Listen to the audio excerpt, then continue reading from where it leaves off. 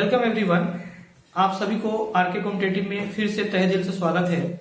इस वीडियो में हम लोग 15 और 16 मई का कुछ करंट अफेयर्स का इंपोर्टेंट क्वेश्चन और कुछ फैक्ट हम लोग शुरू करेंगे।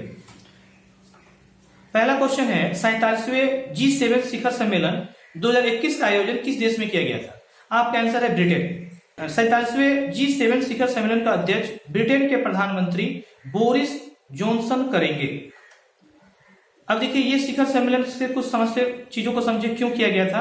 47वें G7 शिखर सम्मेलन में G7 देश के साथ भारत, दक्षिणी कोरिया और ऑस्ट्रेलिया को अतिथि राष्ट्र के रूप में आमंत्रित किया गया था, लेकिन अब कोविड-19 महामारी के कारण भारत के प्रधानमंत्री इस सम्मेलन में शामिल नहीं होंगे।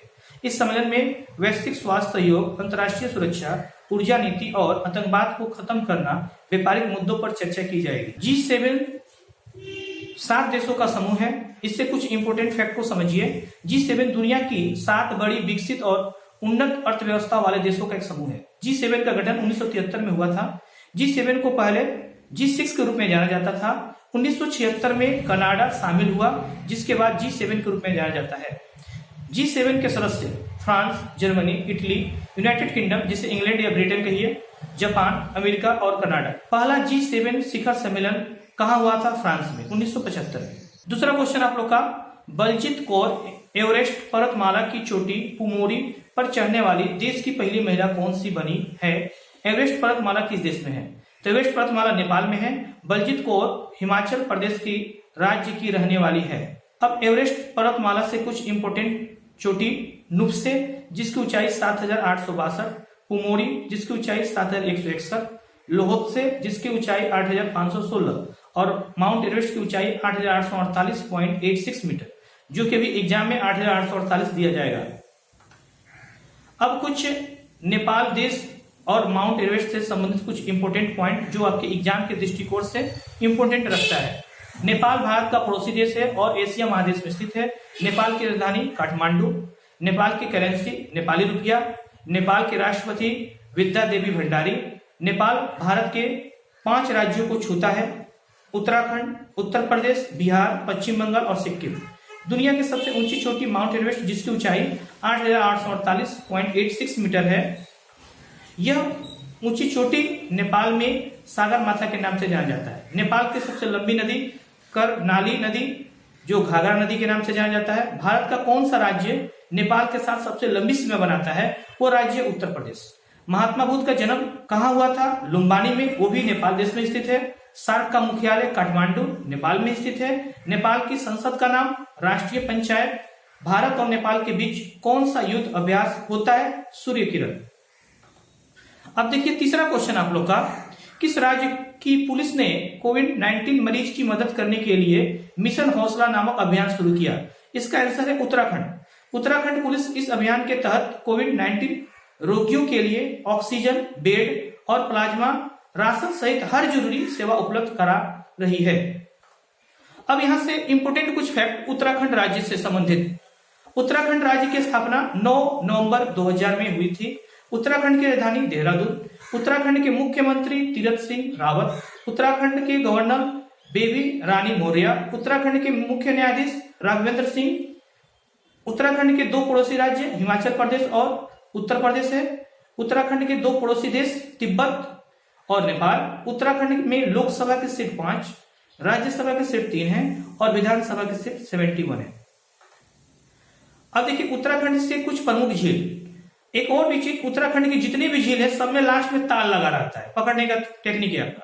जैसे देखिए नैनीताल झील, भीमताल झील, राकसताल झील, देवताल झील, मिलताल झील, दोड़ा सागर झील, रूपकुंड झील, गौरीकुंड झील, नंदा देवी राष्ट्रीय उद्यान, गंगोत्री राष्ट्रीय उद्यान, फूलों की घाटी राष्ट्रीय उद्यान, राजाजी राष्ट्रीय उद्यान, गोविंद पशु राष्ट्रीय उद्यान, ये सभी उत्तराखंड राज्य में स्थित हैं। प्रमुख नेशनल पार्क उत्तराखंड के Jim Corbett heli national park जिसे कहा जाता है, यह भारत का सबसे पुराना राष्ट्रीय उद्यान है जिसकी स्थापना 1976 में हुई थी। यह भी उत्तराखंड राज्य में स्थित है। भारत की सबसे ऊंचा बांध टिहरी बांध जो कि भागीरथी नदी पर स्थित है, यह भी उत्तराखंड राज्य में स्थित है।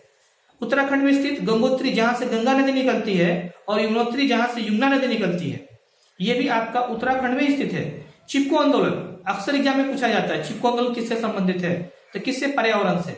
जो पेड़ों के काटने से बचने के लिए आंदोलन चलाया गया था, यह भी आंदोलन उत्तराखंड राज्य में ही शुरू हुआ था।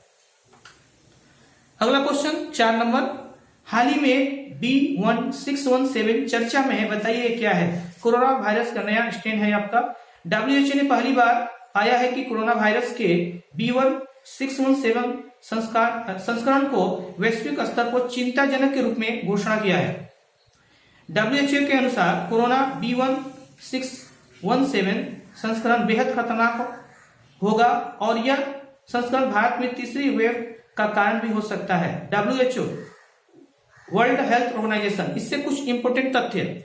विश्व स्वास्थ्य संगठन, इसकी स्थापना 7 अप्रैल 1948 में हुआ था। इसका मुख्यालय जेनेवा स्विट्जरलैंड में है। इसके अध्यक्ष टेड्रोस एडनोम हैं। अगला क्वेश्चन है 5 नंबर क्वेश्चन, शॉटगन विश्व कप का आयोजन किस देश में किया गया है? आप जानते हैं शॉटगन का मतलब क्या होता है? बंदूक, ठीक है। इसका आंसर होगा Italy. ISSF international shooting sport federation, विश्व में जितने भी शूटिंग के खेल होते हैं उसे ISSF रेगुलेट करता है, अंतरराष्ट्रीय शूटिंग स्पोर्ट्स फेडरेशन। इसकी स्थापना 2007 में हुआ है। मुख्यालय म्यूनिच जर्मनी में है। अध्यक्ष व्लादिमीर लिसिन है।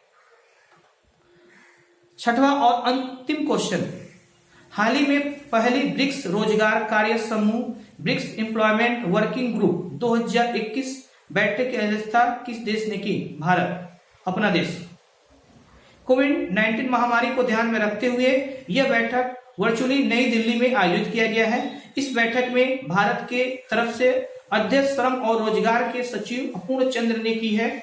इस बैठक में सदस्य देशों ने ब्रिक्स राष्ट्रों के बीच सामाजिक सुरक्षा समझौता को बढ़ावा देना, श्रम शक्ति में महिलाओं को भागीदारी, श्रम बाजार के औपचारिकरण के बारे में चर्चा की जाएगी।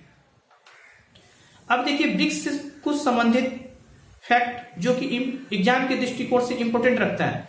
ब्रिक्स 5 देशों का समूह है। पहले इसे ब्रिक के नाम से जाना जाता था, लेकिन 2010 में दक्षिणी अफ्रीका को शामिल करने पर ब्रिक्स नाम में बदल दिया गया। इसकी स्थापना 2009 में हुई। मुख्यालय शंघाई जो कि चीन में है। ब्रिक्स के सदस्य देश ब्राजील, रूस, भारत, चीन और दक्षिण अफ्रीका।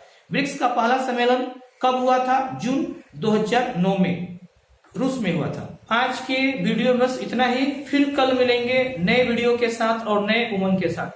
तब तक आप लोग कोविड-19 के कारण घर में रहें, स्टे करें और आराम करें।